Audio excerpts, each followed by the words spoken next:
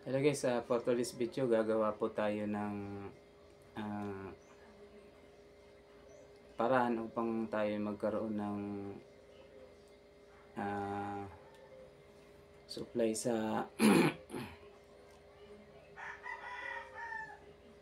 sa pag-charge ng ating cellphone kapag ka po tayo ay nagkakaroon ng mga bagyo or nawawalan po tayo ng power supply. Kagaya nga po nitong huling bagyo, yung kay Christine. Dito sa amin, umabot ng 3 araw yung brownout. Kaya naisipan ko po guys na may battery po kasi ako ng sasakyan dito. Ay gawin ko na lang pang emergency power supply ng kahit man lang sa pang charge o kaya sa pang ilaw sa pansamantala na habang wala tayong power supply. So guys, meron tayo ditong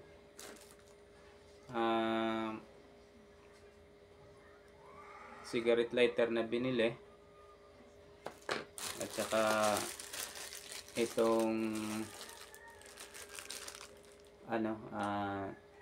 car charger. Siyempre ito pong ang battery, yan, battery ng sasakyan. So ito guys, habang kanina hindi ko na po pinakita sa inyo ang ay nilagyan ko na siya ng wire, yung wire tapos terminal. So ikakabit po natin to at siguraduhin po natin na yung positive ay doon natin mailagay sa positive, hindi po sila magkabaliktad para hindi po siya masira. So guys, itong asol, negative po ito, ilalagay po natin.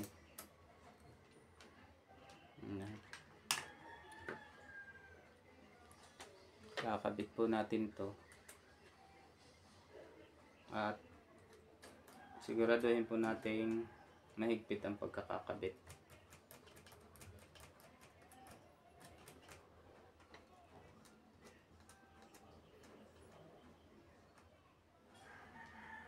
So itong pula ay dito po ito sa positive.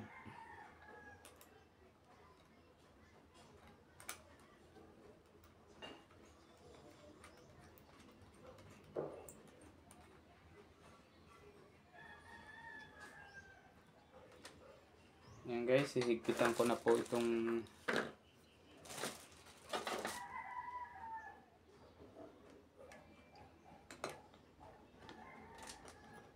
pagkakabit nitong terminal sa battery para hindi po siya naglulos. Kailangan siya ay mahigpit.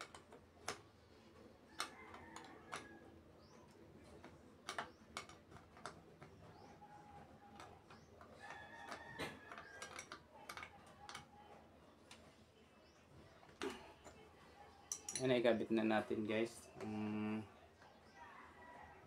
cigarette lighter.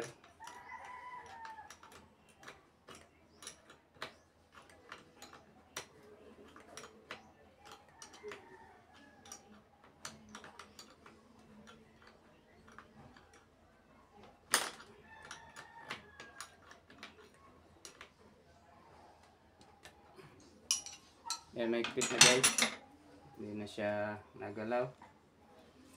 So itong ating car charger, try natin guys kung ano ba to, kung iilaw to. Ayan guys, umilaw na siya. Siyempre yung ating charger ng cellphone gagamitin natin, kakabit natin dito. Try natin kung talagang nag-charge nga sa cellphone.